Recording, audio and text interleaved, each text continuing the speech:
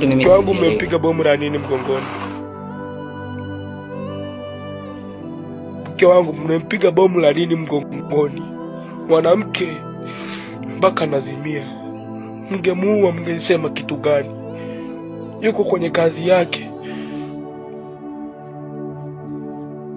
Binti yangu mmempiga kwa sababu gani? Alikuwa kwenye maandamano?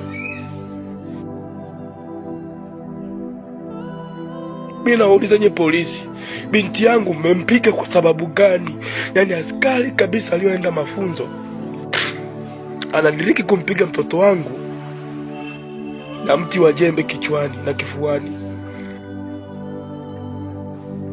Alivumiliki hili, I swear, alivumiliki hili. Narudia, alivumiliki hili polisi. Nimezaliwa siku moja, nitakufa siku moja kabisa.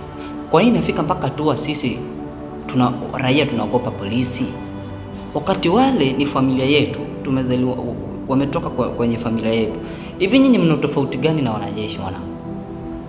Hamna, nyinyi mnajifanya nyinyi ndio mna roho mbaya, mna roho kali, sijui nini. Acheni mambo zenu hizo.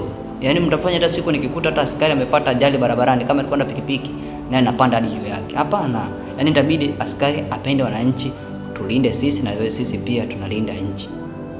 Nimejua hii ni shida gani, naweza kumwambia askari kuna shida 1 2 3. Sasa wewe unataka kuka chuki mpaka na raia. Unatishia raia, askari. Hata mwanajeshi mwenyewe ambaye ni mkubwa kwako mara 100 atishia raia, anapenda raia. Tunapigana mpaka story wanajeshi mwanangu. Yaani nyinyi hata askari waweza hata kumsalimia wao, mambo vipi? Tunatishana bro.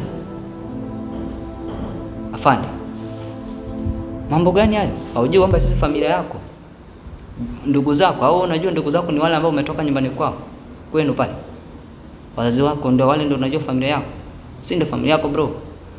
Umehamishwa, umeletwa, umepelekwa Mbeya, umepelekwa Mara, umepelekwa Sefala na maja familia.